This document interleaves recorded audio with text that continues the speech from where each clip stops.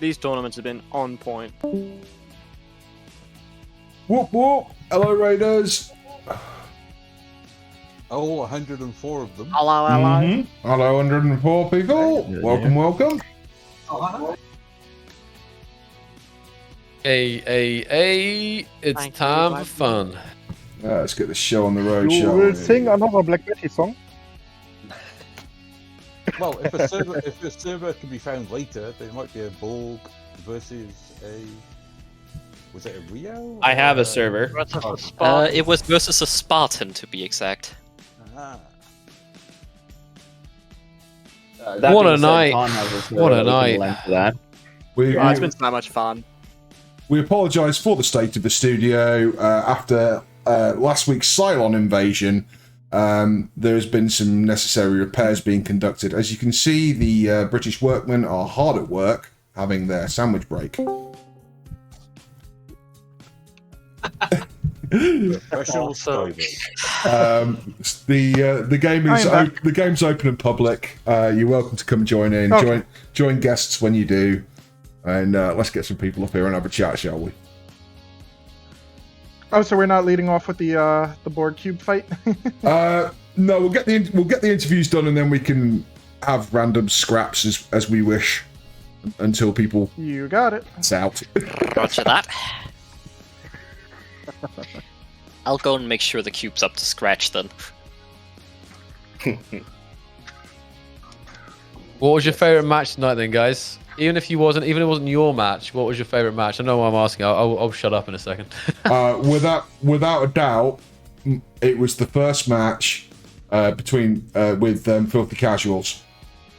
What a bloody surprise that was. What a play! But the first match, you filthy casuals, like the first match with Rio and the last match, the first last match. If you know what I mean. Yeah. The first of those matches. Yeah. What a play! What an absolute play! The playing dead like that was just amazing. But did we get confirmation that it was playing dead? Well, I guess we'll see, won't we? If the guys are Because here. Do we have any filthy casuals here? I did drop them a message. I would like to know the answer to that. I think we all want to know the answer to that, because if that was deliberate, what a play. So if you go watch the stream back, you can hear something clanging around in his ship as he's spinning. So I don't think it was intentional. I think it was serendipity. Yes. Yeah, As soon as their engines got destroyed, they jumped on it. It seems a little too convenient. Yeah. Yeah. Well, I think it may have been serendipity at the start, and then they went, actually no, let's just pretend I can't fix this, and they knew how to. That's my guess. But let's hear it. The only thing I saw in the chat was I think Cable, because I was saying, oh, what is this crazy tactics? And I think Cable in the chat saying like, yeah, sure. Like as if like, oh yeah, sure, we'll call it tactics, but like in reality, it was a total like, like it was Clang. It just happened to work out for them. I don't know though, for sure. Oh, before we get on to that, let's just try and get the teams up in order. So Platinum Spiders, UFG, if you're here, guys, come on up, take a seat. Let's talk about your fights. Yeah. What? I'm still trying to connect to the server. Oh, not responding. Okay. Where would I find the IP to join the server? You wouldn't. It's my own private machine. So just join me via Steam. You can find a link to my Steam profile in my stream. So my Steam Workshop's linked. It's linked on Discord. It's all tied in. So yeah, just join via Steam. By far the easiest way. What happened to all the ships in the background? Oh, repairs are underway. Repairs are underway. Yeah.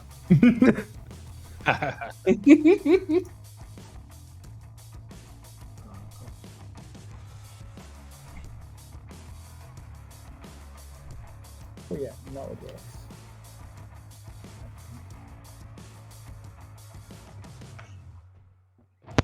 Yes, if you remember the end of the the last interview session, there was an attack by Cylons and the stage got blown up. It seemed the appropriate way I to love the finish that one out. continuity. Yeah, thank you.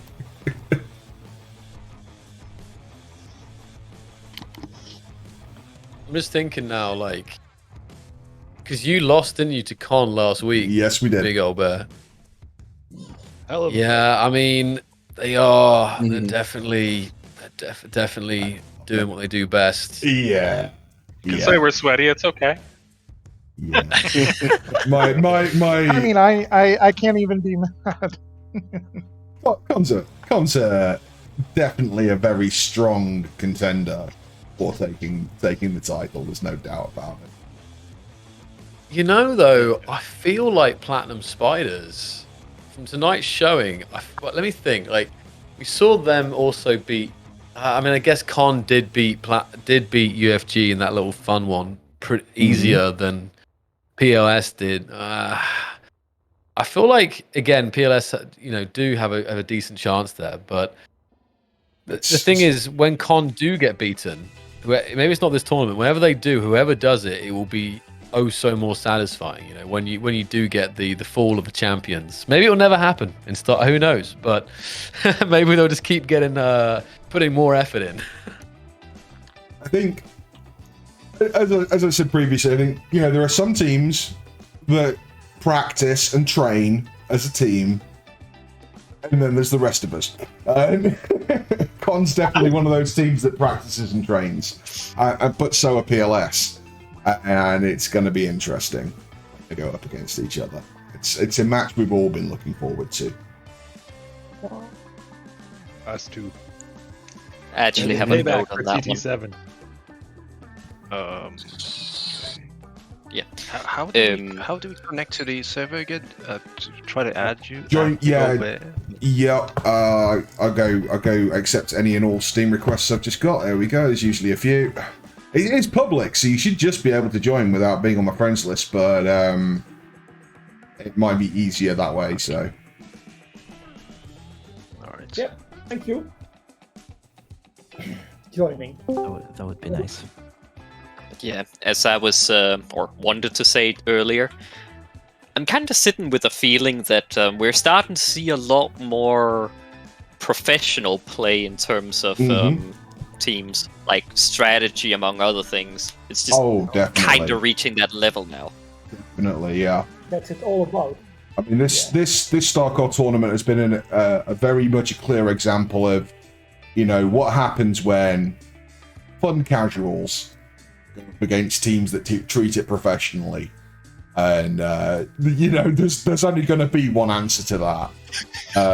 There is only one outcome there.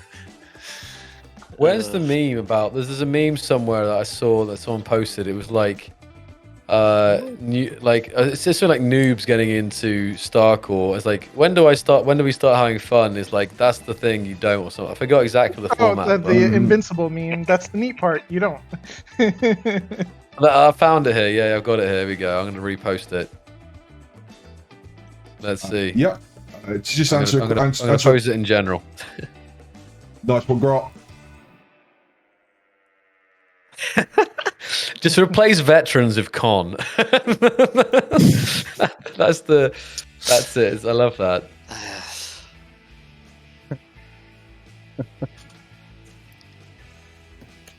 Yes, Scott. Say that. One of these days he will. One of these days we'll do. There'll be more tournaments and stuff going on shortly. The grand tournament for this season is underway, and the teams won't be changed at this point, but there will be more stuff up and coming. Yeah, and I also do a thing which is similar to Starcore but different, called Big Old Battles, and that'll be resuming after the grand tournament finishes. And yeah, welcoming both of those. And I understand that people have plans to run various tournaments or series of battles under the Starcore flag. And I'm really looking forward to what's going to come out of that.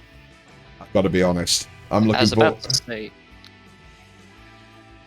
on that one, it it would actually be awesome if we as a community had a sort of a way to more easily find people to play against.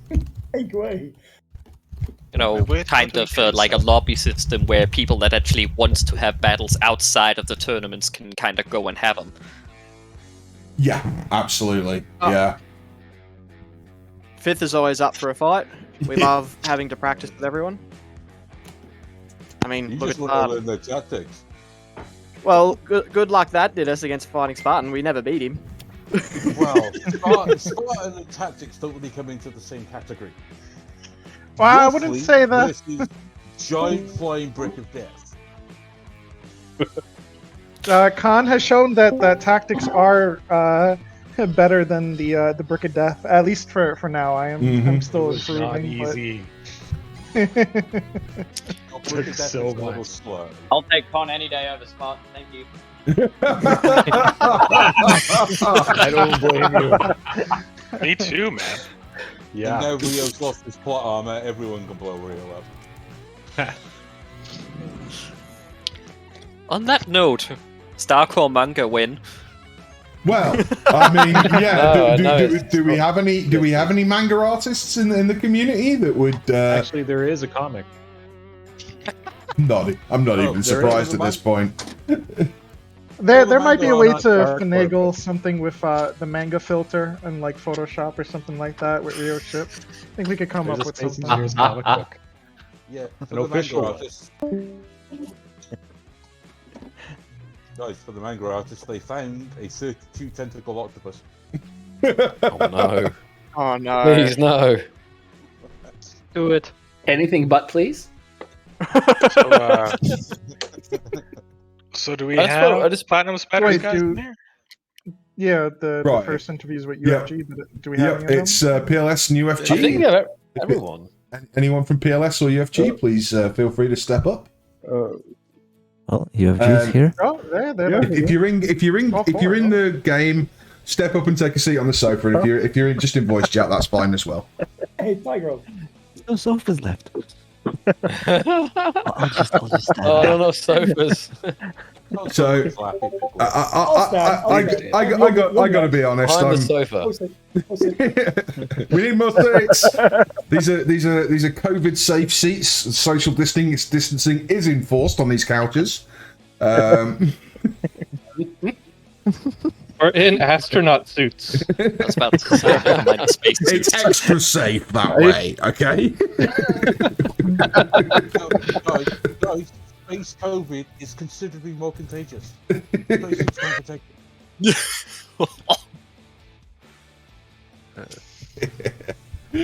So yeah, dang it, UFG! I wanted you to win.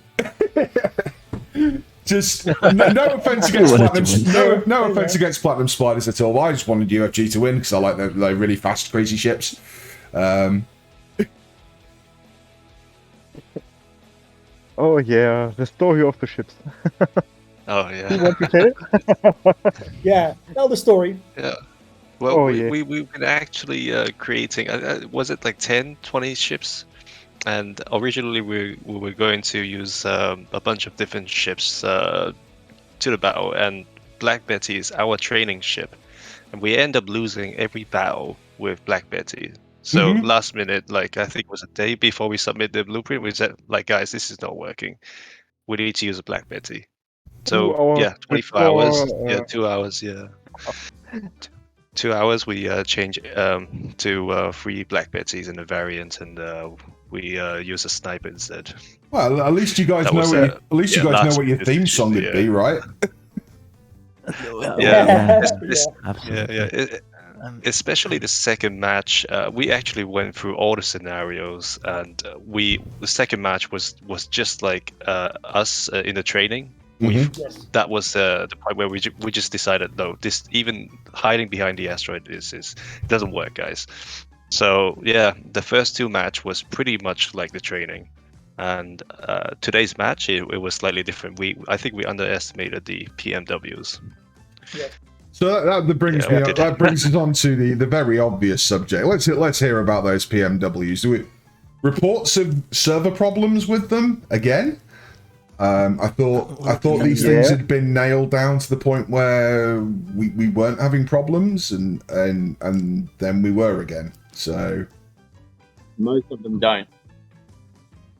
And the first fight against PLS, we can't do nothing for 30 seconds. Yeah. Yeah. I was 30 about to seconds, say- it was blank. Yeah. The first 30 seconds, I was out. My main thrust is gone. I was dead already, so it was an unfortunate match for us. But it was 30 seconds of no gyroscopic control. So you still go full speed, but you just cannot turn. I basically had to let go all my thrust and just hope that my front thrusters would stop me before, and they did. I was actually, when the game recovered, I was fine. But that was scary. Guay drifted out from the zone. But I with the second fight, that of course I don't think that was a defining moment that why we lost. But our first fight usually goes a little bit better than the second one. My only question to you guys is, do you think, like, if you're slightly different tactics, different like targeting, focus firing, do you think with your ships and your current layout, you were able to beat PLS? Or do you think if you had had like 10 matches, you'd have lost every one? No, I think we would be able to. But the tactics would have to be very on point. Yeah. We should have protected the Mac better. And well, at this point, actually knowing how much free weight we had to spare, would have been a good idea to make him a little bit heavier as well. Now that I think of it, because after submitting Black Betty, like, this Mac was designed in about a day before actually submitting the blueprint. We were like very in a rush because as we did all the testing, and so many ships just did not work out when actually fighting against Black Betty. We had to move fast we started so late in terms of preparation to this tournament. It's incredible. I actually during the first fight, none of us even knew that missiles were actually energy damage. We thought, like, okay, with Black Betties, we said we were for some reason sure that it was kinetic damage, and then it was like after the first and even like when we fought Top, the first team we faced, we were still sure that we're just doing kinetic damage with our missiles.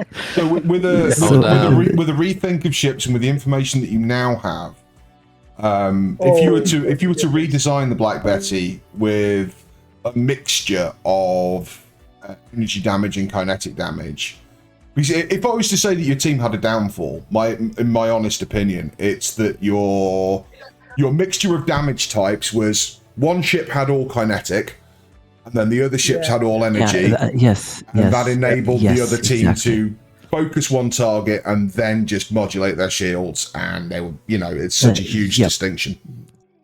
We realized that a little bit too late, honestly. Hey, Sprinkles here. UFG, amazing fights, great fights. Oh, thank you. Definitely, like we always try and look for exploits that we can use, like weaknesses on the team, like a boss fight. And your weakness was 100% that all of your kinetic damage was on the mech. Yeah. So we just rushed. We just bum rushed your mech, and that is the only reason we won the fight. No, but that's absolutely what you should have done. We trained for a week just for that scenario as well. Really in fact, we actually. Go on, sorry. We actually copied we try to rebuild every ship that we're gonna fight in the next match, and then we asked UK2 all the members to help train us. So it was like you couldn't use their ships, like exact ships. Yeah, you're like making like mannequins. Like that's funny. I've got my eyes on you guys for future tournaments. I really have. I think when you've had a chance to learn a bit more about the Starcore weapons and how they work, it was because you were such a late entry. I definitely got my eyes on you for future tournaments. So the UFG definitely. And you couldn't change anything. Yeah, exactly. When we decided to join, I think we had only 5 days to build ships. but then the deadline was made longer. Yeah. Yeah, Yeah. so when I So- built all the ships. Yeah, we only had 5 days in the beginning for build ships. Well, Black Betty is actually my retrofitted vanilla ship from UK2. It seems like the Mm. Mac ship was the weakest. And you said if making a ship in a day, which leaves it largely untested, when you're up against the freaking arrogance of Cortez and I just a lot of I'm not sure all of Con's ships, but I definitely know the Cortez and also Carnivore's ship that was I forgot the name of it now. Comfort Eagle. Pardon? I know them. I rebuilt the Comfort them. Eagle. Comfort Those Eagle, ships have been Sea Bass, defined. and They've been refined over like 3 months. The first version of that. I mean, maybe even longer. Maybe even before start. I'm not sure honestly, but at least we've seen iterations of those ships for like months. So a ship you built in a day, the fact it did as well as it did is very impressive actually. Yep. Can I tell you I think something? I think this- Con are the only ones who took the time to make their ships like that. I think the Comfort Eagle, we just ripped straight from TT7 and edited a few blocks and just went with it. Oh wait, I'm getting mixed up. I'm getting mixed up with Con, aren't I? Sorry, my bad. I'm getting mixed up with Con the second match. And ignore me. I'm tired. All good, mate. That's fine though. The arrogance of Cortez has a long lineage, and oh my god, it's such a chunker, such a good ship. Made seeing props to all the Spartan dudes. KO it in the first match. So satisfying. Maybe if we would have had something like Spartan ate the Cortez. That's okay. Go ahead. Sorry. No, maybe if we would have had something like Arrogance on Cortez on our team, we could have. I'd recommend a chonker to draw the fire. You mean like if you had like one big chonker to draw the fire? You certainly got one master play with. Yeah, you do. That's definitely an idea. I really like your innovative tactics here. Amazing. We train. We train every day. We've been training. Crazy. I think even when we're building testing ships, which we train. So yeah, it was like 4 weeks. Yeah. First training ship was a 120 battle points ship. We go against and we train evading all the shots from this monster. Yeah, that paid off for you guys. Needless to say, we died eventually. Yeah, but the second battle, it was so close for you guys. We were clenching our butts trying to repair Tumor ship. All of us. I got a question for We're stuck to Lilo's thrusters with the welder. I got a question for PLS. How hard are these guys to hit? Oh my god. This was our hardest fight yet, and we expected it. Like the first 2 battles we were kind of sifting through, and we had to train every day for this battle as well. Like, You did amazing hard was it to for keep such target a lock fresh on these? team. Yeah, how hard was it to keep target lock on them? Because I saw people just zipping about it, like literally maximum speed. Yeah. We have a video uploading soon, but you'll hear the screams and comms on our side. We're just screaming, target! Where is he? Well, I think we'll suggest exchange you videos apply as for the streamer role Yeah, that would in be the great. Starcore Discord and post it up in content announcements. Would be my recommendation for that. Yeah, we should probably. I actually have a exchange question it. for UFG then. Not only that, but enjoy hearing you scream. Yeah. Yeah, it was pure chaos here. It was amazing though. Also, I don't know if anyone noticed, but we purposefully didn't fire the PMWs because I made them in such a way that they give me extra thrust and shield. So when I don't fire them, my ship is faster. Yeah, I mean that's a byproduct of PMWs. I know exactly what you mean. The ship I had in Test Tournament 2 had PMWs, and but I needed the extra speed from them at the start. So yeah, I know what you mean. Yeah. I'm sad that somehow it seems to be either my script or just the detaching of all the subgrids causing lag. I'm trying to improve it, guys. I have a question for you on that. Purely technical level. Does your script detach them all at once, or does it fire one, then the next, then the next? They have a 400 millisecond detach delay, but I just spammed the button like crazy. And we have 2 ships with PMW, so that's like 60 subgrids on the field within a second. I strongly I know we have to improve that. I strongly suspect that is the problem, and it's not your script. Yeah. It's a keen bug, I say a keen bug. It's a fact of life. Yeah, I don't know. You know, I'm a coder. It's a fact of these problems are a fact of life. So when because you're creating so many grids near each other at the same time, or within a very short time period of each other, something that you might want to consider for future. Now I know this is a tactical question in here as well. Is seeing if launching them and giving, say, a second delay between each one, each launch, would actually prevent the problem on the server end or not.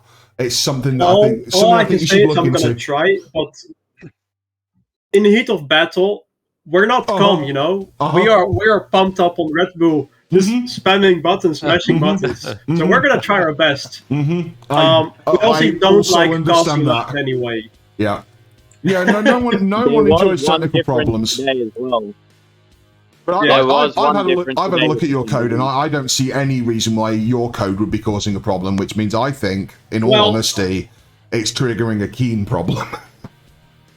Yeah, well, my code was made for stability. This is a tournament, so it's not best on the performance. And the deadline for the scripts was put forward like a week or two. So I had to rush it in one day. So the next version is going to be much, much better on performance, and I hope that somehow I'll fix this issue, but I don't know what the cause is. So if anyone knows, please don't hate, but just let me know, give constructive feedback, and I can fix it. Like I said, give it a try, doing it with a 1 second gap between each launch, and see if that actually mitigates the problem. I'd be really interested to hear if it does. I think some higher points for them for the merge blocks, so there are not so many, and the 1 second delay. No? I think that would really help. Make them. But actually, that's a little bit on even different sides of PMWs is how cheap they really are. You can have. That's a separate discussion. The PMW. That's a balancing issue. We're gonna burn. That's a separate discussion. I look forward to seeing. I'm running away now. I'm running away. There goes Starcore. No, it's just coincidence. I'm just kind of I'm feeling pretty wrecked now. But it's I'm glad I might actually listen to the stream a little bit on my phone when I'm in bed. You put your feet up and go on, somebody. All right, take care, man. Thanks. Can I also on the match with PLS? Thank you. In regards to Thank you so much, guys. Thanks for doing the stream as well while you are under the weather, mate. It's it's dedication. Yeah, I couldn't let everyone down. All the hype that was going on, so I had to push forward. But I'm good now. I'll be all right tomorrow. And We thanks, really Big Ol' Bear, for appreciated it. It was like the Super Bowl in the chat between rounds, I tell you. That's awesome, guys. No, I'm glad you're having fun, and that's the main. I mean, I know it gets very competitive for some and all the drama, but the main thing is that we're having fun here, watching, taking part. That's the big point. So definitely, thanks for everyone getting involved and giving feedback, and and I hope you have fun with Big Ol' Bear for the rest of the night. Yeah, I'll look up. Man. I got to check out July Core as well. We will. Have a good one, guys. Have a good one, mate. Good night. Have a good night. Thank you. Okay. I had a question for UFG that I never quite got through with. Go ahead. How exactly are you guys dodging Grims that effectively? This is very, very difficult. It's more than you outfly them, the red ones. The yellow and the white ones are like M8s. Now you can dodge them like not M8s. exactly. The white ones are actually different. The white ones were probably the least threatening because you kind of you really don't stay for a long time in that bubble. It's basically bubble pops. You're there for a millisecond. You're gone. The red ones are, well, Black Betty is not a heavy armor ship, but yet somehow it seems that light armor is enough to at least tank them for quite some time. They get only the skin. They have modifiers against heavy, yeah. And it, of course, it always depends on the quantity of grims. That's a lot of grims can be pretty dangerous, and it's also still some RNG in it. It can take out a thruster, and it can you can just get very unlucky. In some testings, we had that as well. It's really something between. So against something between 6 and 11 grims, it actually quite doable. We don't take them very okay, that's huge danger. Still quite a priority ship would be, but laser ships are usually bigger priority.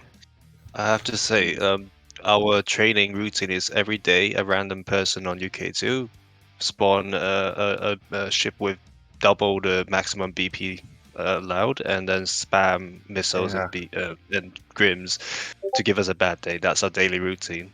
So we managed to develop some skills. We call it missile serving. So we can serve below enemy missiles. That's how we develop how to dodge. We actually were looking for people to spam missiles at us, not PMWs. Sadly, that never happened. I think we didn't hear about PMWs before we entered our blueprint. The first time I saw PMWs, it was when it was the Spartan, PMW the Daedalus. That's that ship, I think the name is. I had no idea what the hell just happened. I was like, "What's going on? What are these things?" You didn't know about them. I was watching the stream live. Yeah, but that's the first time I even got introduced. If we knew about PMWs, I think each Black Betty would have 4 at least on the side or the wings, right? We'll probably put some PMWs. Something like that, yeah. It would go nicely, actually. I'm interested to see with the whole PMW argument what people's, because as I said, people are going to be putting forward their own rules for fights, and I'm going to do the same, honestly. And I'm interested to see what people's solutions are going to be regarding PMWs. I've decided what my solution is going to be, and that is I'm going to require them to have warheads. If you have a PMW without a warhead on it, at least when you build the ship, then it's an illegal ship. I'll cost warheads appropriately. So that way, I don't, and warhead PMWs are very serious weapons. Don't mistake that. Can I add on to that? Don't need anything. I think you're on the really right track. Because PMWs, kinetic, are kind of, they're kind of bunked. They're weird. They don't really work as they should. So I think something like a warhead or a vanilla warhead requirement would make them far more balanced. And if you remove the ramming jank from it, I think they could be a really valid weapon in Starcore. Oh yeah, definitely. And I wouldn't want to remove the engineering from space engineers, I just wouldn't. Yeah. But we need to do what we can to avoid the problems. Yeah, I agree with you, man, honestly. I love my PMWs. I really enjoy the scripting part behind it and just making them. But I do agree they need some tweaking at least to Can be we fun. hire you?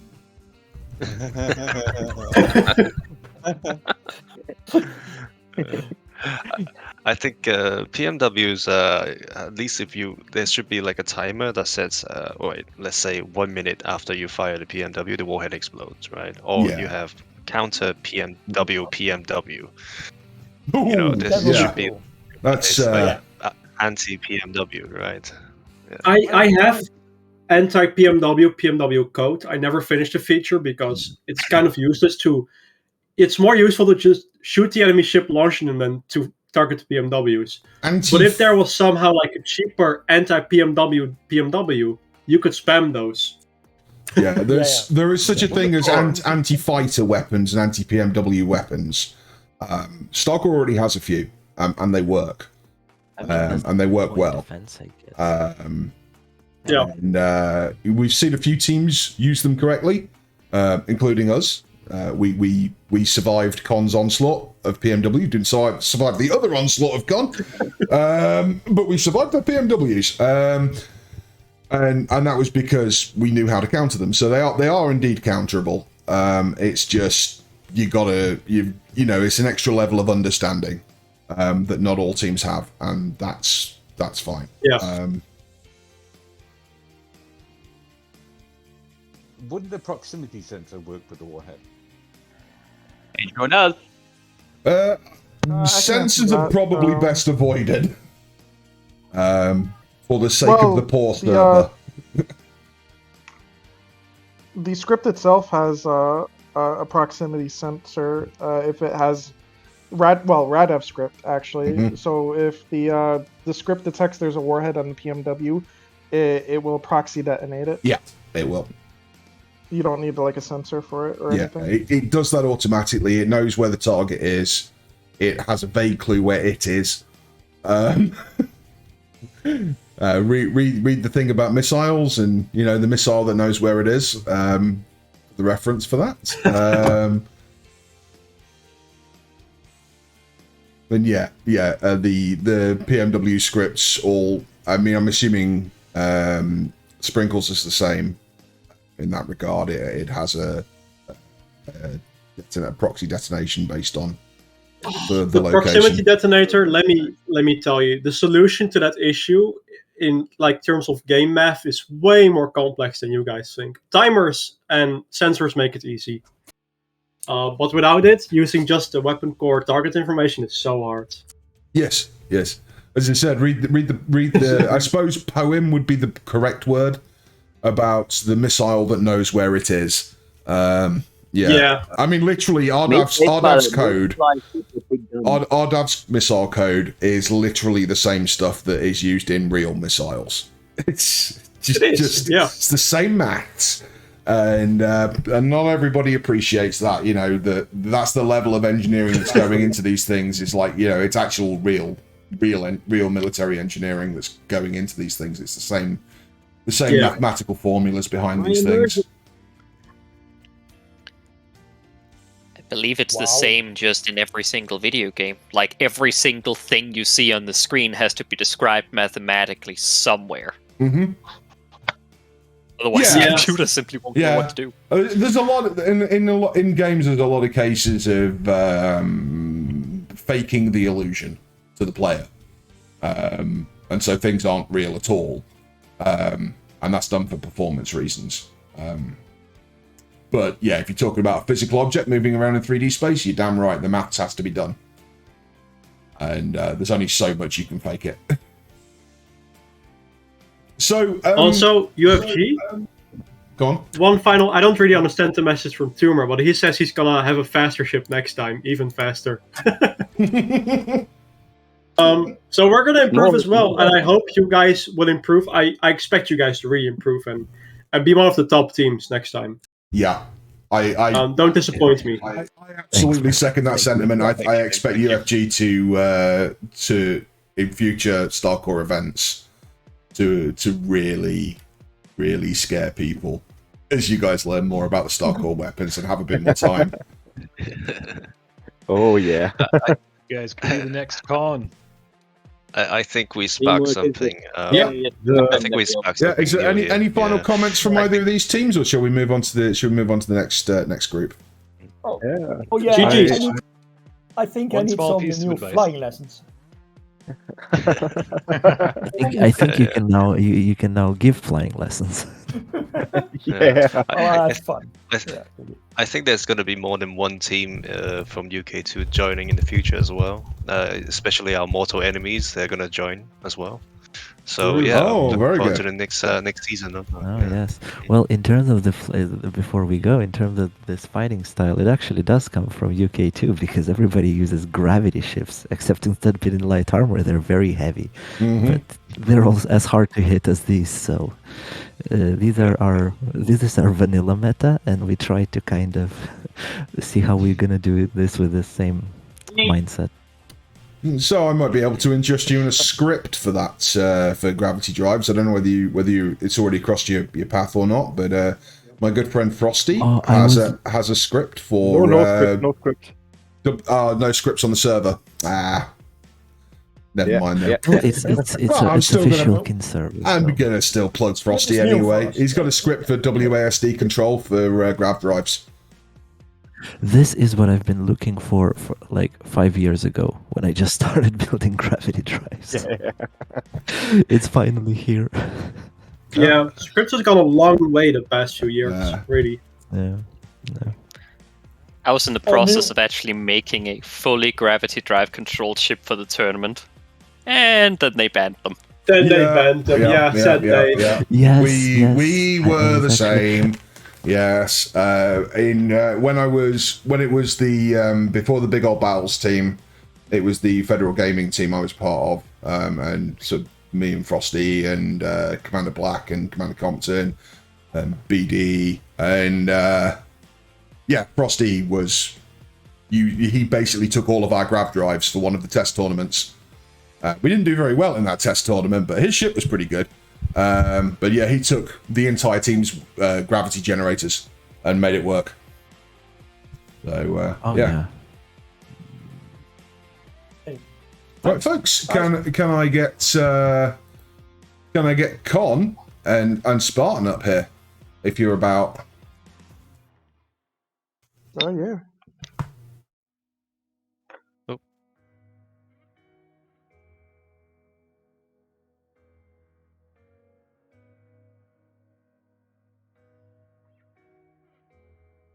I seem to be getting some...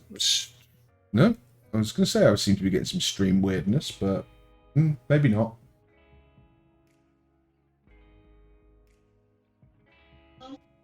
Yes. Yes.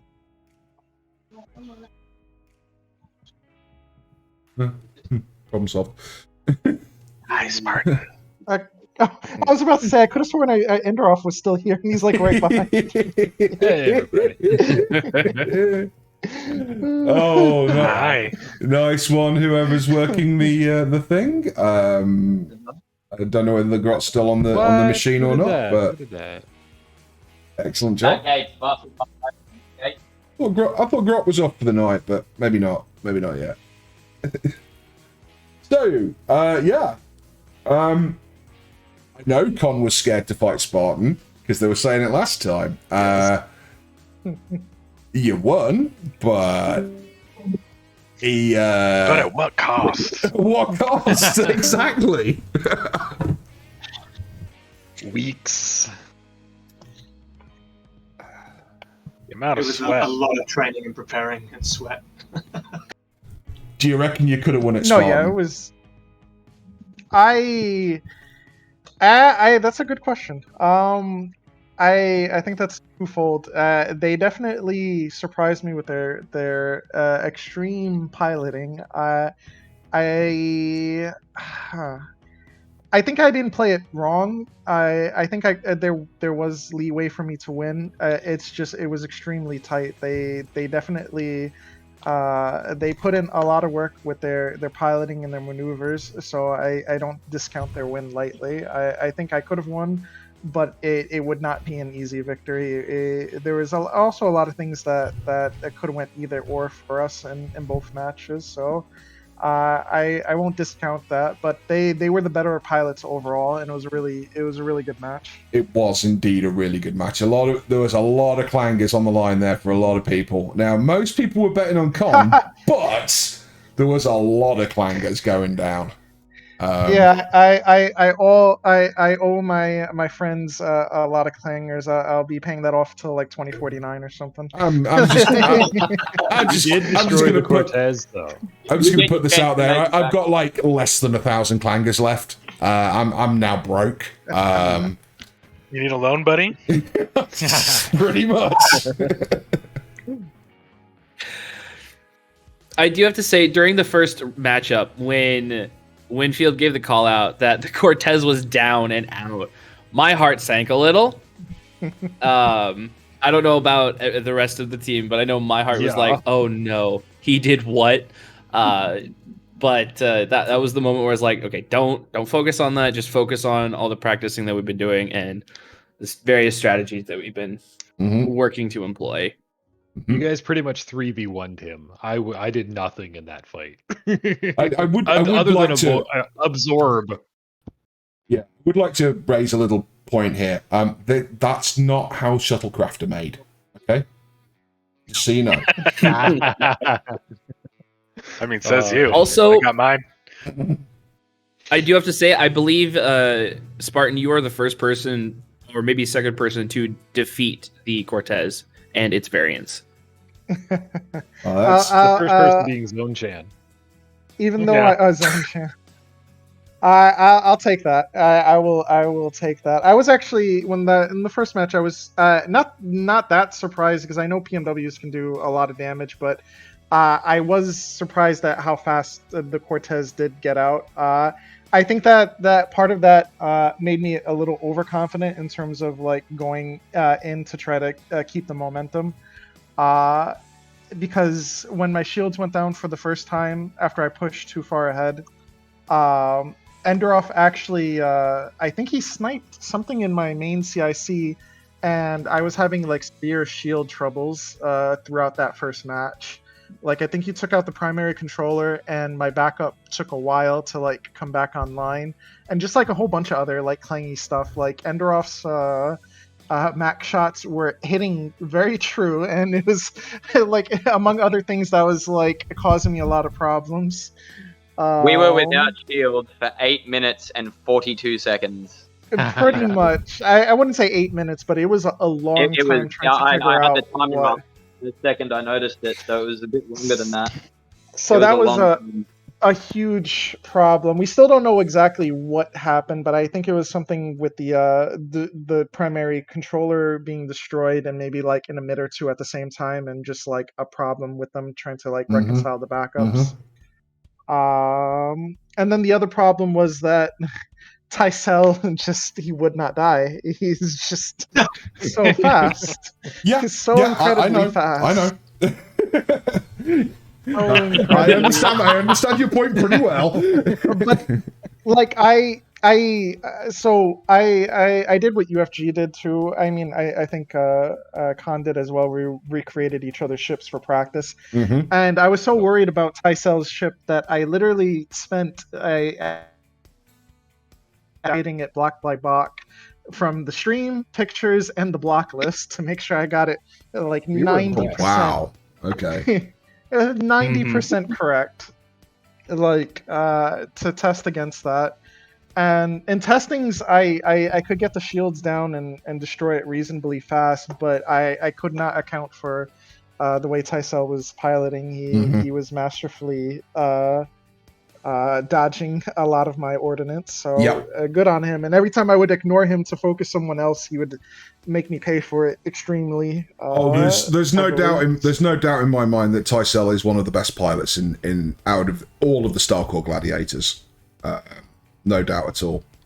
The way he handles that ship, no doubt in my mind. It's a very, very difficult target. Yeah, I don't know. I think my two biggest mistakes, at least from my perspective, was that I couldn't focus Tycel down fast enough, and I left myself too exposed. The first match, I think I could have possibly won it if I had stayed closer to center instead of bringing myself out. And the second match, I still think I could have got it, but then Enderoff made a masterful ram, and that sealed it for me. I could not can't come back from that. There was some very strong ramming action in both of those matches, and very decisive ramming action. But I mean, let's be brutally honest here. At least one of Con's ships is designed to ram, is it not? Cortez. Pretty much. It's just got a lot of front armor, and it's really heavy, so it can do the job. Wasn't really its intent, but as we didn't really think fortification crawling was going to be a big meta, but at least TLB, as you noticed, was 60 million shields. No, we're not going to chew through that. We're just going to give them a push. Mm-hmm. Same, we expected the same here. I didn't really get a very good ram off, to be honest. I was kind of starting to line one up, and then Enderoth took the initiative. Yeah. Yeah. Sun opening, baby. Yep. Yeah. It was a great shot on the stream as well. When you guys go back and rewatch that. Oh, I can't wait. Sock got a perfect, I have, perfect shot I of have a that. query for Tysell. In round 2, how are you firing through the asteroid? Were you using target painter or was it manually fired lasers? Because they appeared to be tracking on my end. Yeah, I don't know how that was happening. I've not had that happening testing before, but my lasers were literally just shooting at your ship through the rock. And I was sat there just like recharging my shields, and I was seriously thinking, like, should I just turn my lasers off? Because this doesn't seem right. So I don't know how that happened. Were they doing damage? Yeah. No, they were. He dropped about 40% of our fortified shields through the asteroid. I was counting it out, but like, there's nothing we can do about it. I was aware of the lasers going through asteroids bug, but like, there's nothing we can do about it because it's all related to keen interactions. Oh with no, that weapon was core. news for me. I was trying to hug the asteroid to give myself at least some angles where you guys couldn't fire from, and then when we saw about 20 lasers come through the asteroid, I'm like, oh well. That's not. That's that bad. was where we knew we fucked up at that point, but the damage was done. Yeah, Like, no, I don't hold that against you guys. I just that's more like keen fuckery. Yeah, so, bugs happen, and provided it's not deliberate, bugs happen. You know, we all know that. Yeah. Space engineers, So- be space engineers. What can you do? Yeah. Like, I was really surprised when that started happening. I even said on comms to the team, I was like, guys, are my lasers like... Because all I could see was the lasers shooting the rock. I couldn't actually see them coming out the other side. Mhm. And I was like, guys, are my lasers like shooting through the asteroid? And they're like, yeah. And they're hitting them. They're like, yeah. I'm like, oh, shit. It's all to do with the weapon core beam programming. So lasers and Mac shots are both considered as beams, I'm fairly sure, and that's what allows them to pass through physical static objects. Yeah, we knew about the Max for sure. Yeah, we definitely knew about the Mac. Yeah, everyone knows about Max Finder Yep, asteroids. But I never hit use that to great something effect. on asteroid. Yeah, but they did fix something, because normally when that happened, it killed the server like immediately. If like lasers and asteroids have always had weird interactions in all the previous test tournaments, but the performance with them now is perfect. And They with turned the voxel one- damage off. Yeah. it was voxel damage, and they just turned that off. And that cured that. Yeah. There's always going to be something that's kind of like an imperfect fix. I mean, space engineers. I doubt they can even envision that their game would play like it currently is with weapon core. So, there's always going to be something like that. That's an unintended sign or something that doesn't work right. With the script lags, the shooting through asteroids. It is what it is. Yeah, I'm afraid that kind of problems are inevitable. We just have to try to avoid deliberately exploiting them. That's right. Well, now that it's been shown like that, because I was aware of it, but I totally forgot about it. It happened that long ago when we had the discussion about the Mac beam shooting through lasers, shooting through asteroids. And now it's just like it's going to be one of those things where I've talked with the admins about it. We're just going to put it in that little list of things. It's like, just try not to do this. Mm-hmm. Yeah, because there's nothing that we can currently do about it. Yeah. I have a there's really question nothing to be for Winfield. When the first time the Cortez got taken out, were you on structural integrity mode? Because I couldn't really see your shields. I was coming in structural integrity modes, and then Warhead PMWs were launched off. Well, all the a bunch of PMWs. Yeah, a lot of them. Yeah. I'm not sure. I guess I can. Yeah, fifth is still. Never mind. Sorry.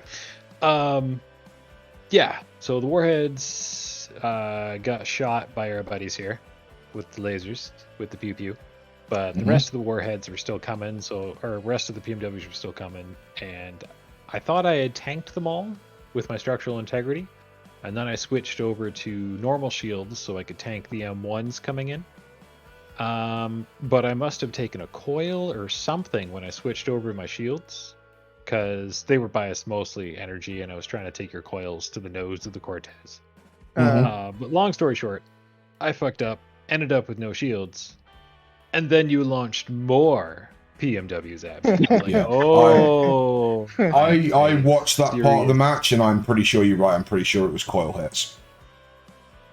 I think so too. Watching something like the Arrogant Cortez take 12% integrity in like a space of a few seconds was ouch.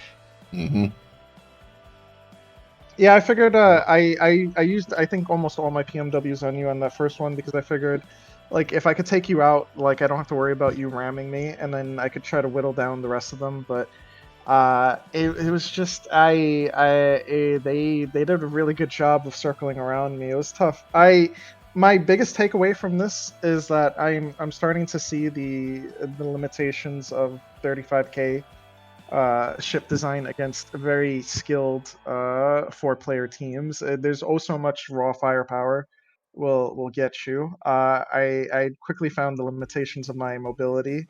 It's like I consider, huh?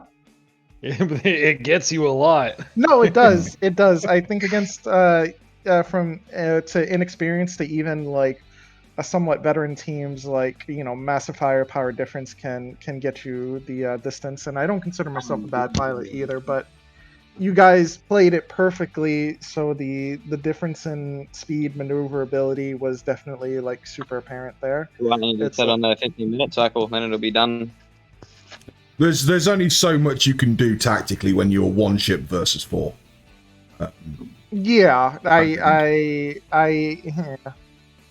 In our planning, we agreed that you had like I think 3 maneuvering options, 2 PMW options, well maybe 3 PMW options, but that was it. So we could plan for each one, and there wasn't really a lot of surprise that you could do. Some funky stuff with your shields and your targeting, and we tried a few different variations of that, but it's mostly you stay by the rock. Like Charybdis does, by the way. I don't know if you ever realized that. No, I made this huge metaphorical speech to my guys about Odysseus clinging to the fig tree and how we need to use that asteroid to survive you, not defeat you. But yeah, it's either stay there or move out. The name of which I named my ship wasn't coincidence. I've always envisioned it as the monster that would eat ships and sailors. And for a while, it looks like it was working. But I'm glad I met my match. I am considering if I do want to continue with the 35K ship designs for future tournaments. I definitely will test some more out, but I might give a more traditional like team composition a try too. So we'll see what happens. Well, I hope you're okay with this, Spartan. But next time I play Total War, if I hire a Charybdis unit, I'm calling it Spartan. It just seems appropriate at this point. Yeah, I mean, it was also like a kind of a status thing because a lot of people thought 35K ships were obsolete after the Mac losses. So I kind of wanted to kind of bounce back on that. I think I have. I don't think I can say with confidence like the only 2 teams I was like really worried about were Khan and Fifth, and that turned out to be true. So like I think against majority of teams I still have like an edge, but I'll definitely have to go back to the drawing board if I want to take a 35K in the future. Let's take that segue to Fifth to ask them Fifth Humanity CYB if you're about. If Con or Spartan have got any other points they would like to raise, but if not, then let's get if anybody from Fifth or CYB are here, let's get them up and chatting. One last question. So for both matches, what was like the hairiest moment for you guys in Con where you thought like, this is bad? Oh, the Cortez exploding. Yeah, losing the Cortez. The Cortez exploding was definitely the worst. For me, in Fast Ship, in the second round, when I realized that you guys had killed my shield emitter, and so I was hiding behind an asteroid trying to recharge my shields. Like, they're not coming back. They're not gonna come back. Okay, here we go. Damn! I should have. Yeah, I did a couple I runs did not without know shields that. on you. That was crazy. Your shit is fast. I have And, just like one piece of advice for you, Spartan. Yeah, sure. When you're designing for your next ship, I would suggest a Mac. Just one. But like if Tysell had zipped around an asteroid to recharge his like super damaged shields, and then you just aimed at the asteroid and fired the round through him when he stops, that would have been that. That is very true. One Mac to I keep always him dismiss honest. the max. Yeah. But I might try that in future designs, see how it goes. But you're right. Just something to It could. see. Yeah. Oh, and none of us should use PMWs everywhere or anywhere. They're awful. We should totally ban them. Yes. Yeah. I agree. Jose Thenderoth, tired of Jose is PMWs. gone. Please ban them. We can Spent we the don't first need half to- hour of this talking about PMWs. Please ban. Agreed. They're awful. They crash servers. They get people kicked. They're laggy. And it doesn't matter whose script you use. Just ban them. Seriously, have you not seen the full-size nuclear missile? If it's You if mean the it's a Cortez? PMW, Yeah, that's complete insanity. yeah. And its blast radius is enormous. Oh, you mean the Shiva? It's bonkers. Yeah, yeah. There are lots and lots of weapon core mods out there that we could be using instead. It's a legitimate point. It's almost like, Starcore is a mod showcase kind of thing. Yeah, Why are we using it's weird? Why that, are we isn't it? using vanilla jank? Why are we Yeah. using vanilla jank for the sake of 3 people? Just Starcore warheads? We want Starcore warheads so that we can go back to doing proper. That we can do that. Well, this is the I first want like Starcore grand tournament. There's warheads. going to be growing pains. Mm-hmm. Bring So the yeah, gravity in their drives current back. generation, we know they don't work. So introducing a Starcore implemented means of managing them is, I think, is definitely viable. Like the added extra threat and the extra little bit of micro that you have to do, having repel mode introduced, it all actually makes it quite interesting. It's just like another little aspect of combat that separates the new bros from the professionals or the heavy sweat. Yep. Yep, absolutely. So, but yeah, it's like we know there's an issue. I do have an observation on Sprinkle's match this time around. There was something different that happened to the other 2 times that caused the jank. The jank was identical, but this time it was caused upon launch, whereas the other 2 times the PMWs only affected the server when they impacted another grid. So something between then and now has changed. And it was a double up because they also lagged on impact as well as lagging on launch. Yeah. That was why UFG had a really hard time. Yeah. I mean, we've had them crashing people out on launch for months. None of this is new.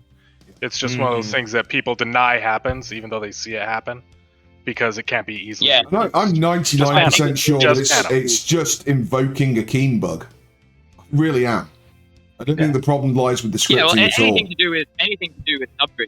Yeah, anything to do with any kind of subgrid merge block connector, like there's a certain risk involved with it all. And as part of Fifth, trust me, we've run into all of the issues that subgrids cause, and they don't pick and choose when or where they happen. Nope. Nope. I know exactly what you mean. Not one bit. Apparently, Krieg has a Starcore related warhead, but it's not. Major doesn't think it's ready to go yet, so I'm interested to see what happens with Because that. Darkstar was being pestered about it, he pestered Krieg about it until they started working on it. Well, I mean, fair enough. I mean, I would say that was wrong, but frequently I've pestered Krieg about things. It gets results. Krieg's a great bloke. Great bloke, works very hard. He puts in the hours for this community. Modder. If anybody is interested, by the way, I will shout out my friend here. Krieg does commission work for mods. So if you really want a specific mod, talk to Krieg. He does it on commission. Landmines. There you go. Yeah. Send him a PM. He does commission work. How interesting would that be? So, guys, your match or your matches, because best of 3 today. Anybody here from CYB? I can hear the voices of Viv, or at least some of them. Anybody here from CYB? Yep. You got 2 of us. So yeah. So questions to CYB first. If you'd done things differently, do you reckon you could have won, or do you reckon it was just too much for you? Do you reckon it came down to tactical plays, or just experience level, shall we say? Well, I'm sure Steam will tell you those Warhead PMWs were kind of devastating. Yeah. Yes, they are. Yeah, that's true. That was actually the first time they proved that well too, by the way. First time they did what now? That's the first time they've worked that well. And that's also the first time they've actually impacted against shields as opposed to anything else, because their damage does sort of leak through. Well, we can tell you they work. They're great. We used them against Pilfit and we used them against the Space Walruses, and they effectively did nothing. It's weird. Bigger shield bubbles. Actually, yeah. down to crossfire. Turns out PMWs can be taken down by certain weapons if you know how to use them right. Oh, For example, definitely. blisters are actually one of the most effective PMW killers if you have a large number of them. Because at short range, they are very effective. They make such a wide spread. When it came to fighting walruses, the reason we lost most of our PMWs is because of the crossfire from Gladius lasers and the other team member of walruses that came in to support and that effectively took out my ship. He had enough point defense that he was shooting off my PMWs before they launched. 100 mils. Like Pilfit's 100 mils are also 100 mils are very, very effective effective. And So the other good. one that's underrated for this job is the 75 mil railgun turret. Yes, they proved to be very, very effective. Pilfit said this early on, and unfortunately a lot of people argued with it, including myself. But yes, no, they proved a lot. And then in Cyber Nation, the pilot of the Higara proved another point. You can effectively outrun PMWs. Oh yes, you can. Yes, you Yes, you absolutely can. Yeah. If you can go faster than them, they will lose their tracking and they will spiral off. And no, absolutely. This was something I can absolutely confirm. Yeah, and also not all PMWs are built with this, to be very small and very fast. Sometimes you build ones that are. We haven't seen any in the Grand Tournament, but so you absolutely can build ones that are honestly very large, and they're very devastating, but only against big ships. I was actually faster than PMWs.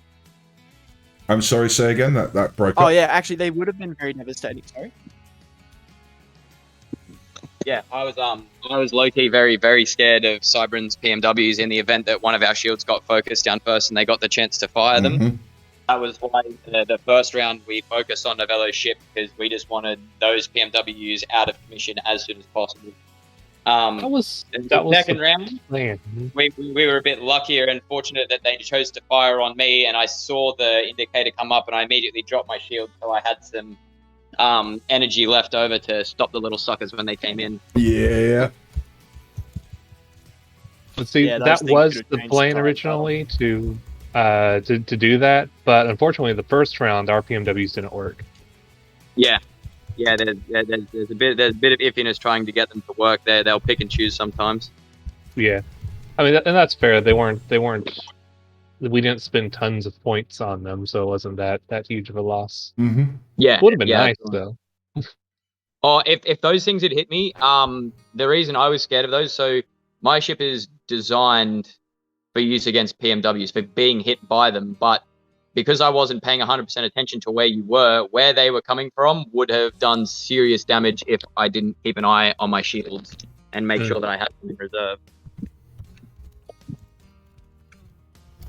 Yeah, we were hoping to throw you guys off by coming at you at all directions. Yeah. It did work for a majority of it. Yes.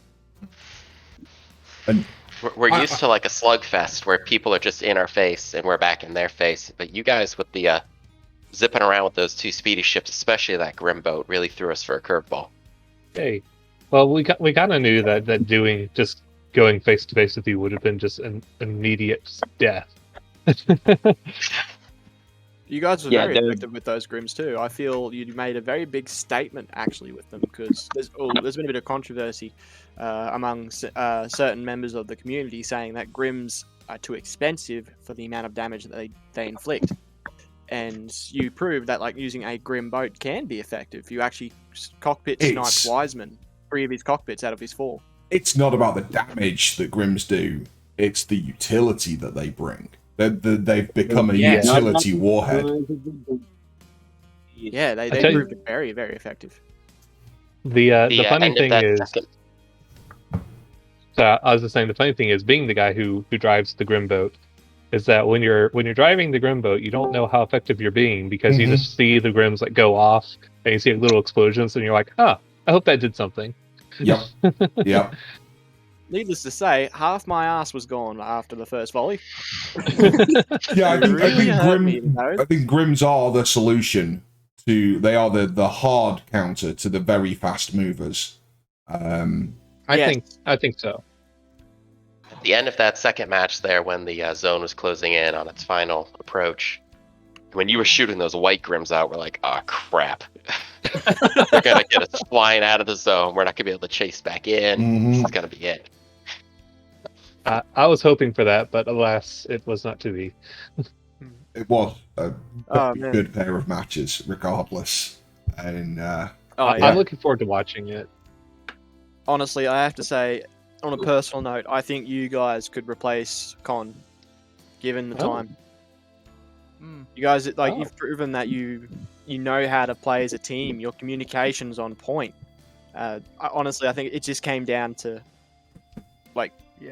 it was down to last 2 ships. Mind you, one of those 2 ships was nearly buggered, and the other one couldn't chase you. By the way, can I ask Fifth how much training they put in? Next Couple question. days We a put week. in way too much. I haven't played in 2 weeks. A lot of us do work different shifts. Novello's over in the UK. The rest of us are on the East Coast, and all of us have lives where we're working all the time. So we only got in a couple days a week, usually on weekends. We get in what that we was can. about it. That's all right. And over the last couple of weeks, all of the heavy sweaty teams have been practicing day by day, but we've been scarcely able to get in more than a handful of practice sessions with our ships. We just relied on knowing how they work beforehand and knowing that we can just get in and go kind of thing. I'd say that makes your progress in the tournament even more impressive than, if I'm honest. Yeah, that's... the fact that you've been limited on practice, that's... yeah, honestly, kind of it's impressive mostly and shocking. Oh, thank you for that. But really, when it comes down to our performance, it's mostly, I think, to do with our teamwork. With what we do is we always communicate with each other. We always have one sole objective in mind, and that's to look out for the other. And most of it's just been planning and all that. We've done most of the practice already beforehand in all the previous games. Fifth Humanity being the only remaining team from preliminary 1 to make it to the semi-finals. Every other team had made it into the 3rd match and lost. So we've had the most experience out of all the other teams listed on the bracket at the moment. I have to say, speaking of teamwork, I have a question to all the teams out there. How many of you have a background, a real life background, in something that requires extreme teamwork, where you train that teamwork on a regular basis? Army, police, military, medical, emergency services, that kind of stuff. I am vaguely curious about that, whether there's much of a correlation between the teamwork on display and people's vocations. So myself as Zero, I run a martial arts dojo in my recreational time. Like I work as a mechanic, and as a mechanic, I'm a lone wolf. But yeah, when it comes to martial arts, teaching cooperation is a big part of what I do. So that's where I get mine from. Play lots of D&D. Yeah, yeah. I don't do any of that other stuff. I just do D&D.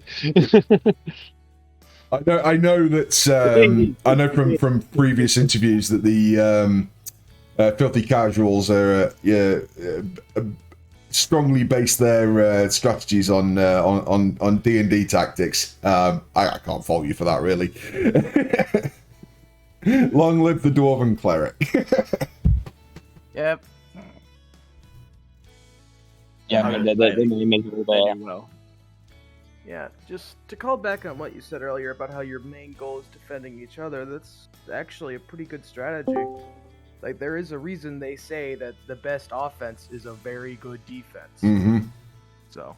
Well, Big Old Bear and Big Old Battle's other's. been they can confirm that. We've seen their fights and all that. They always work together. Teamwork is essential in these endeavors, without a doubt. Yeah. And working well and communicating well as a team is a big deal. Throughout the fight, we're constantly calling out what our shield levels are. Yeah. We're in trouble. Just What's incoming? knowing each We other's need to change personalities, as well. Just I know at this point in the battle that this particular person on my team is probably going to go for a ram because they're like that.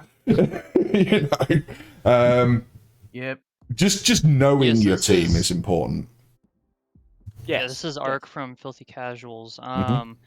After the tournament's all over, at least until we're knocked out, I'm gonna be like uploading an actual video of our battles, and you guys would get a little insight on exactly how our communication style is, because it's constant chatter between all of us. Like the last match with Rio, we were running into weird issues where some of us weren't seeing the missiles.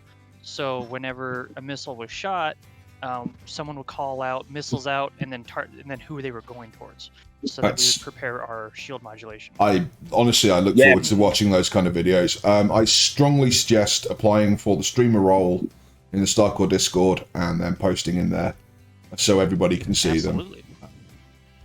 And speaking from personal experience, Starcore basically got me started as a streamer, so I'd recommend it as a tactic. Yep. They come to Starcore, they stay for the weirdness. Yep. Stay for the banter. So unless there's any further comments from Fifth or CYB, we'll get Filthy Casuals up here. And has Rio gone to bed? I pinged him. I haven't gotten anything back from him yet. Fair enough. I just want to say for the record to CYB, you guys put up the hardest fight we've had at this point, and we were really considering we might not make it past. So real kudos to you. You guys were great. We wanted to make you guys work for it.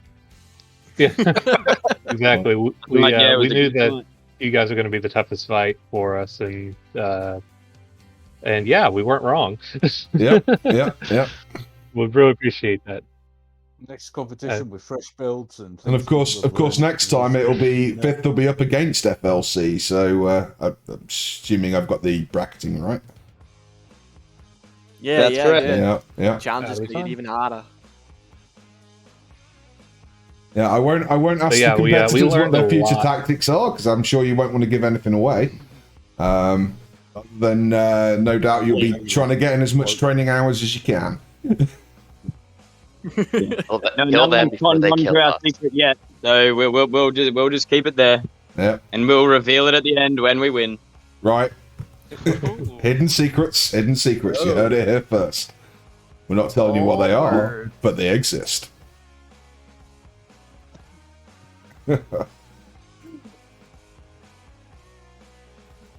All right, so FLC took down Rio twice. Turns out that plot armor wasn't that strong after all.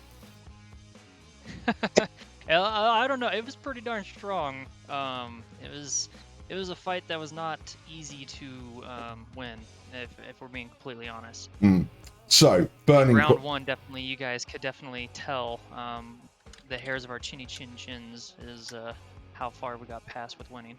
Yeah. So, burning question. Was that play deliberate, or was it actually a bug? You know, we would love to take absolute and pure credit for such originality and effectiveness, but only the Clang can really take credit for that. So it was a bug. Pretty much Whoopie Doop was screaming in our ears saying, "Oh my god, I lost my ship. Oh god, I'm out of the ship. I can't catch my ship. It's not stopping, blah blah blah blah blah." It was pretty rough. Can I interject a second? Yeah. Yeah. I'd just like to ask FLC. So, do you guys use subgrid shielding? Whoopie Doop might have on his first type of build, but I don't. We know.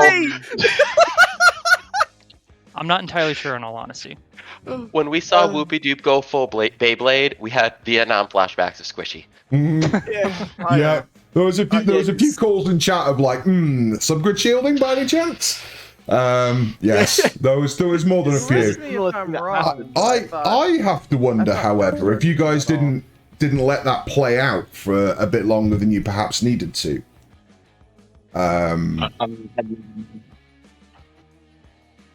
Yeah, it was definitely kind of when he finally got control, it was like a godly moment because like, oh, we're all dead, and then all of a sudden, oh my god, my ship stopped, and then we were like, everyone get to his ship now and start repairing. And that's pretty much what we did. Oh, I was screaming D&D memes in the chat when you guys were playing, and it's like, yeah. Okay, Siri.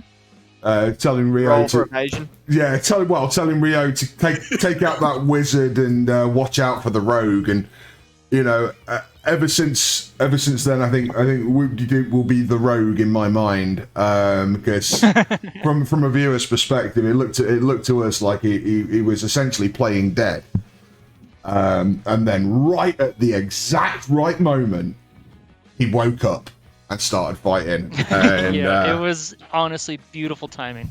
It really was. It's interesting that turned out to be serendipity. I was really hoping that you'd tell me that was a deliberate tactic, but I appreciate your honesty. I wish we could. Trust me. Because I mean, think Druid's Ram is what won that for them. I'm sorry, say that again? I still think Druid's Ram is what won that for you. Because there was much stuff blowing up when that went inside that grid. Yeah. It was definitely the last ditch effort for sure. I know I got stuck on the asteroid initially, and then I was fighting him, and then his missile barrage took out all of my reactors except for one, and it damaged that one to where it made my ship also look like it wasn't working. And then he started focusing on Dwarven, and luckily I got that reactor back and going, and when I did that, that's when Dwarven Cleric was about doing his ram while my guns were starting to fire again. So the timing was honestly just really perfect, and we're just super happy we were able to take out the thrusters in that round. Yeah, it was some good flying, without a shadow of a doubt. It's a shame Rio's not here, because I would have liked to have complimented him on his shooting, which was terrifyingly accurate. Yeah, Cable really enjoyed it a lot. Or at least that's what I heard over my mic or over my headphones. He was like, "Spectating's awesome." We can tell you from the crowd. When we saw Cable go down after we just had the discussion, like, nah, come on, Rio's got to be wearing thin now. Like, it's just been luck up to this point. He's got to go down, and then we see Cable get Alfred off the field for the first 15 seconds. The crowd went wild. Yeah. Yeah, no, it was it was instant fear, and I think in all of our minds when Cable said, "I'm out." and it was just, and because we knew Whoopie Doop, we heard I lost control of my ship, and then all of a sudden we heard, oh my god, I'm out, and then Dwarven and I were like, well, let's give it the best we got. I'll just introduce my one of my team members and co-host here. Princess has just arrived. Was like, hey, can I come on and co-host? Hello. Yeah, of course you can, mate. Yeah. Princess of Donuts has arrived. Did you bring donuts? Pulling that win in the first round was sincerely the No, most. I would not bring my people to Starcore. Like to date. Yeah. It was. Like paper on their feet is an understatement. It was definitely a hell of a fight, and I still like Dwarven Cleric ship, right? Doesn't look that tough, but it is, isn't it? Like that is just like the shape of it makes it look delicate, but actually it's really not. And I think that is belying the truth, and because it's actually a very pretty ship. I actually really like the design of that ship. And Yeah, it's actually based off of StarCraft's Vikings, or StarCraft 2's Viking unit. Yeah, it turned out absolutely beautiful. Dwarven is definitely the best shipbuilder when it comes to aesthetics. All of ours look like it came out of, or you'd find it like somewhere in a toilet, because it's kind of just shit bricks. His are always come out beautiful, and it is quite functional as well. It can at least take one Mac hit from the Rio. I think you're underestimating yourself there. I think all of your ships look good. If I'm honest, I don't think there have been much in the way of what you would call shipbricks in the tournament. Generally speaking, even the big chunguses are greebled out. People have in the past, and especially in the test tournaments and in previous things, literally brought bricks, and Yep. nobody's done that, and it's good from a viewer perspective that nobody's done that. Nothing's stopping people from doing it. It's not against the rules, but it is nice that everybody's at least bothered to put some effort into the look of their ship and the look of their team as well, which is not to be underestimated. Yes. Yes. The Yeah, we fashion definitely like seeing stalls the of color Space coordination. Engineers is in a golden age. Personally, though, and I'd like to say, just as a quick little footnote here, I'm not part of the Starcore development or balancing team. I'm not in any way connected with them at all. But just an idea for me to naturally avoid bricks is making ricochets with ballistic weapons a thing. At least some of them. Then you could actually use angles. I don't know if Space Engineers. You're going to make Darkstar cry, Princess. Well, Whip's framework actually supports Ricochet. Darkstar doesn't want it though, so that's probably never going to happen. I didn't know Whip's framework supported ricochets. I've only recently it got definitely back does. into the loop with Starcore, so I'm not up to date on everything. So, out of curiosity, where did you guys vote for at the beginning of the match? Because I know it was like a 60-40 split when it came to the point-wise. But I'm just real curious, because honestly, the Rio match, we were worried. Because Rio is a fine pilot, and so I actually voted for Rio, but my reasons were entirely based on the friendship factor. Because one of our team members which BD, was actually on board the ship as a welder.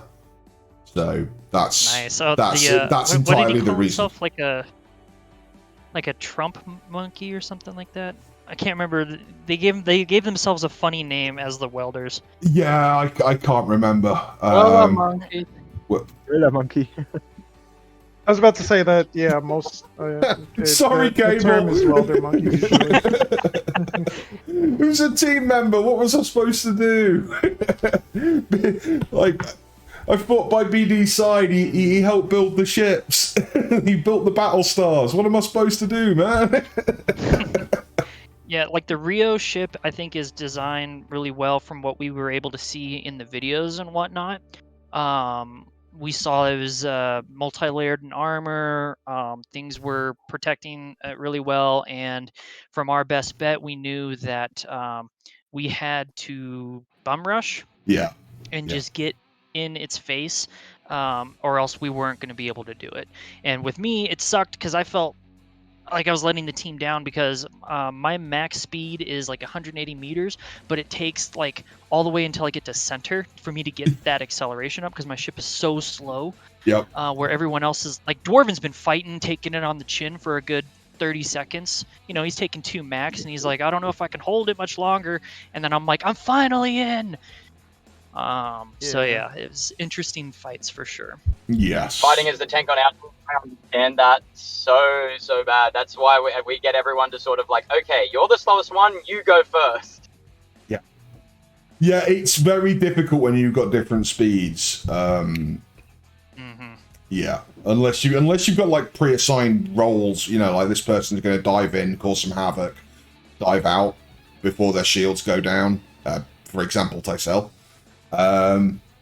You know, if you've got those pre-assigned roles, then different speeds make sense. But if you've not, then having significantly different speeds just leads to awkwardness and Yeah, and communication we difficulty. definitely know that, and we have those roles, kind of like what you just said. Like, Whoopie Doop and I know what our roles exactly are, and we were going to implement that, and Cable and Dwarven know that they're the fast movers. Mhm. And the best part with like Rio's ship was Dwarven is able to dodge the M1s to where there's no way I could dodge any of the M1s. So we were hoping that he would be able to tank just at the beginning of it until Whoopie and I were able to get in there. Mm-hmm.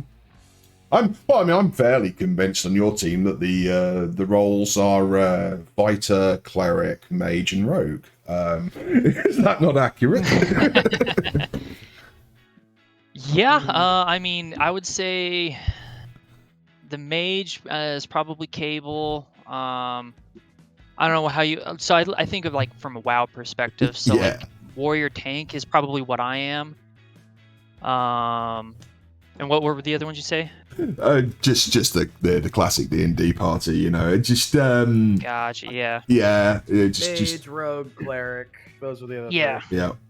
Yeah, and I think honestly, yeah, Dwarven would be our mage for sure because he's able to just do a lot of burst damage with his missiles and then with his fixed guns and whatnot. So who was the sneaky stabbers? Sneaky Stabbers actually is going to probably be Whoopie because he is able to kind of his whole role against Rio specifically was to stay behind him or stay to the side. That's if he was focusing me. No, not to mention the serendipity feign death maneuver. Yes. Yeah. He feigned so well. He feigned it real well. That is awful. Yeah, and he got a nat 20 on that one. I'll tell you that much. Yep, definitely. I'm just waiting for somebody to make a ship. that Playing just so opens well, up. he believed it. Yep. I'm just waiting for somebody to make a ship like the last Starfighter, where it just opens up, spins, and fires missiles everywhere and crashes the game. You've not seen any Starcore ever? Oh, it's been a while since I've caught up to it. I'm still going through meters of vids. So I know there was I one mean, guy that spin. next week is the finals. Well, no, next week's the semi. We doing it all in one go? Yeah. Or is it just going to be the semi-finals and then the finals the week after? Because I'm not sure about the schedule on that. I think John said he was doing it all in the one weekend. I don't know if it's going to be Saturday and Sunday or if it's just all going to be done on the Saturday. Yeah. When people know what that is, admins, let me know, please, so I can plan around it. Yeah, that would be good to know. I think Yeah. ideally he's gonna try and get it all in, but fate might say otherwise, Yeah. depending on what So happens. it's gonna be PLS versus Con, and then Fifth versus FLC, and then the result of those two matches, whomever that may be, and PLS versus Con. I gotta be honest, I'm thinking my money's on Con. but it's far second that. far from a certain thing. PLS are very good. It is far from a certain thing. PLS have beaten Con before, I believe, in one of the test tournaments. I think. So I think yes, it was the last test tournament, I believe. Yeah, and PLS also beat Armco. It's far from a certain thing, folks. And then 5th versus FLC, I got to be honest, I can't call that. Anyone could have beaten Armco in that matchup. Yeah, true. They got all the things the wrong way round. We'll say this: the ships they brought for that specific match were very poorly designed. They think that Armco does have the tactics and skill to do well, but the ships they brought were bad. Yeah. They were. I watched that build stream. They were concentrating on the look and the greeble, and they were under a pretty silly time pressure because they didn't start until late. I believe they were building those the night before. Yes, that is correct. There was no time for testing, no time for anything. So that's why they weren't. It wasn't taken seriously. It was we're doing this for a laugh, and we're doing this to basically show greebling talent rather than building for pure combat effectiveness as well. So like I said, I watched that. I watched that. Their ships did look really good. Oh yes, they did. No doubt about it. But yeah, 5th versus FLC. I can't call it, folks. I really can't. I got no clue. It'll be a fun match to watch. I'm really looking forward to it. Honestly, I'm going to give it 50-50 odds, maybe 60-40, depending on which team is able to get into the other's head. Yeah. Yeah, I think it's going to be an absolutely entertaining fight nonetheless. Oh, absolutely. It's the best part about all these upcoming matches is, we're all very skilled, and I would say we're all very good designers as well. So this is going to be very fun for everyone involved and everyone watching. Mm-hmm. Yes, Key, I agree with you, and it's a shame that Armco dropped out. They had their reasons. Their reasons is all I will say to that, and I got no problem with anybody at Armco. Certainly not anybody in Fleet Command. They're all great people. Certainly always been my experience, but yeah, they had their reasons for dropping out, and it is a shame. But you've got to bear in mind that, like, for both Wasted and Shaq, streaming is their profession. And if they're partaking in a tournament where they're not the person streaming it, they're losing There's a problem. income on a big level. Yeah. That's something that you have to take into consideration with these things. Personally, I wished it had gone along the lines of Wasted and Shaq ended up as basically co-hosting Zoc, or camera work, something along those lines. That would have been my preference, but that's not the way things went down. But hey, if anyone from Armco, Fleet Commander or otherwise, wish to partake in things going forward, then I would 100% welcome them.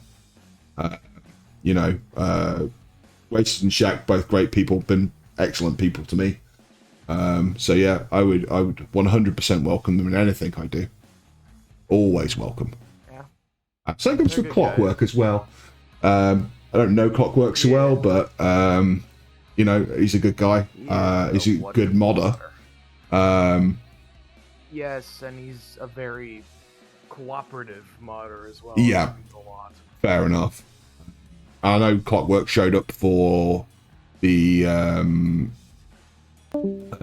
Star Wars themed Space Engineer series that we did, of which there will be a season 2 coming at some point down the line, because we were using his Industrial Overhaul mod combined with Krieg's Star Wars mod. Apparently the two do work together. They do indeed. It was complicated trying to work out what the hell we had to do for everything to build stuff, but they do actually work together. So you can use Clockwork's Industrial the Overhaul. Tech tree went from the tech tree went from Space Engineers to Final Fantasy 13. Yeah, it was pretty extreme. You know, you got like half a dozen people wandering around going, all right, I need to make a blaster. What do I need to make a blaster? I need this. Okay, well, that's actually that instead. Oh, what do we need for that? Copper wire. Where the hell do we get that from? First, when we started getting a handle of it, it wasn't so bad. But the first few episodes of that, there was some confusion. All available on YouTube. If you would self plug. I love it. However, I would like to say, regardless of whether or not Armco and Fleet Command decide to hop back in, either in tournament or co-hosting somehow, I think we might be able to carry the torch for it, Bear, with good old Bob. Yeah, Yes. absolutely. Yeah. When the grand tournament is over, people will be arranging various things, and for myself, I will be back to big old battles. So it won't be too long, and you're all invited. The world's on my workshop. Feel free to grab it. Feel free to have a look at the mods. I'll be adding a few more. For example, Krieg's Battlestar weapons, which have just been released.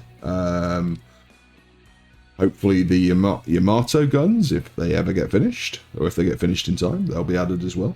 And yeah, you're all more than welcome when we restart that. And I'm probably going to be putting together, after the grand tournament's finished, something that is more structured. So there'll be a points-based system for it. And what I'm planning is very different to Starcore in terms of the points distributions. It'll be based on a pen and paper tabletop game called Full Thrust.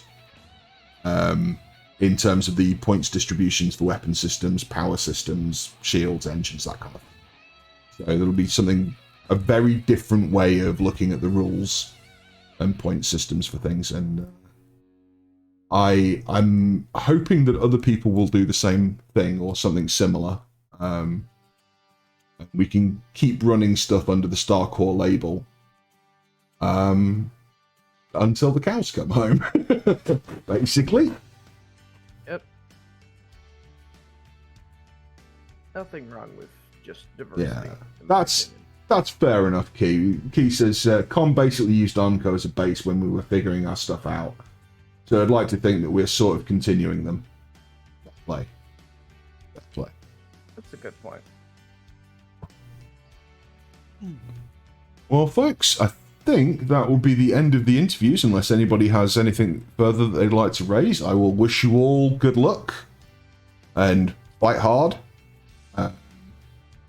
for the semi-finals and possibly finals next week, depending on what the scheduling is. If nobody else has got any further questions, I'm going to go make a brew and then figure out what the heck I'm streaming for the rest of the night. Not necessarily a question, more of a statement. When you guys finally, forgive me, I do not recall the team name off the top of my head, but the team that Dwarven Cleric is on. It's FLC. I would like a ship. I would like a blueprint of a ship because it looks fucking amazing. It does. And I would like one for my would own actually arsenal. like to second that sentiment. I really like. It's like my favorite looking tournament. Do you know what I'd like to do after you the guys grand are tournament? making him. Go on, sorry. Yeah, so you guys need to stop that. You're gonna make his ego get bigger than it already is. Yeah. I mean, so he is a dwarven cleric. Yeah, as you already know, what the problem that we had to deal with at the base level. Now it's just, oh god, it's Gimli levels of arrogance. You can see his beard growing every day, can you? Yeah, we definitely don't mind sharing it after the tournament's over and whatnot. But yeah, it's we will make it available.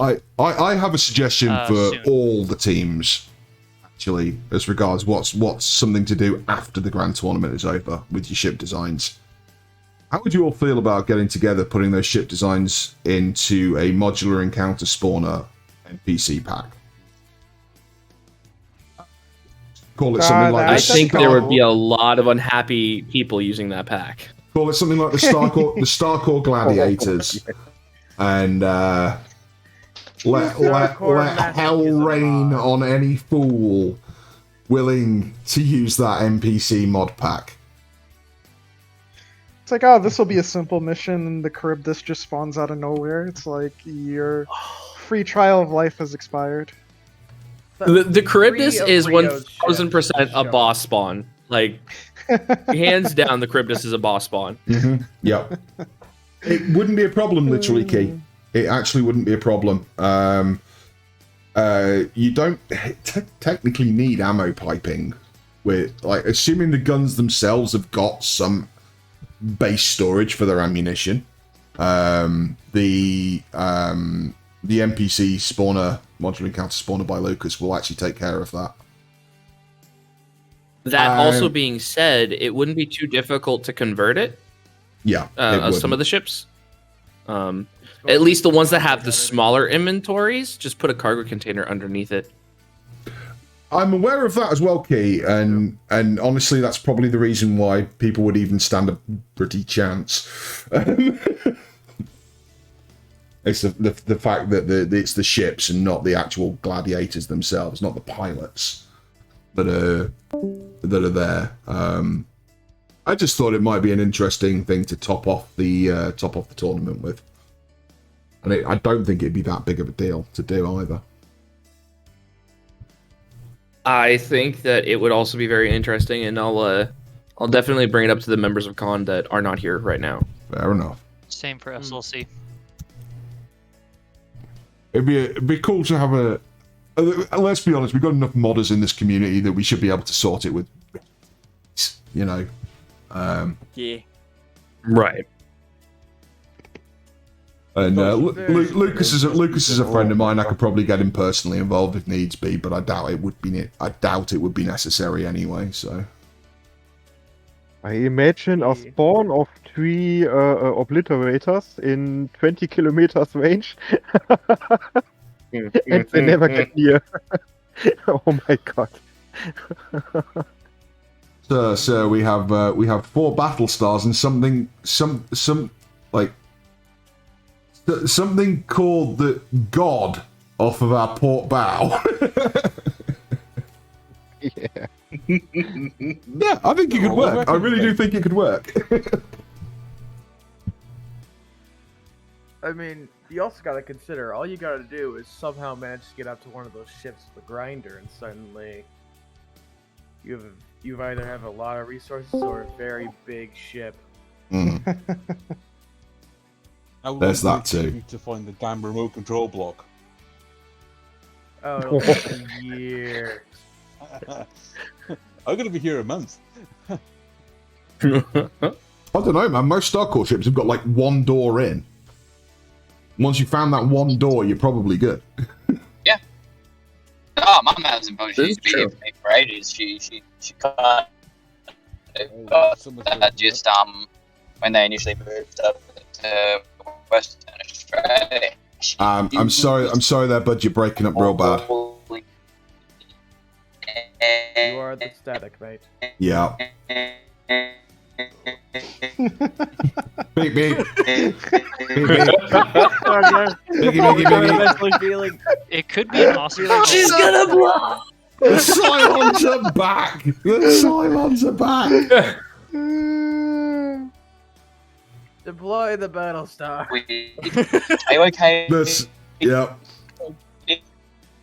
I don't think he knows his mic is on. I don't think he knows. No. You're like, alright, yeah, I'm alive and surviving. I think on that note, there is only one further thing I can really do here. And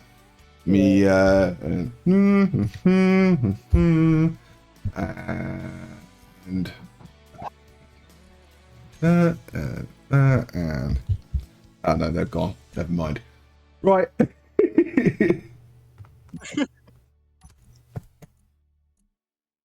And then there was just us. Yep. No warheads to be seen. The 42 other people, or 43 other people in stream.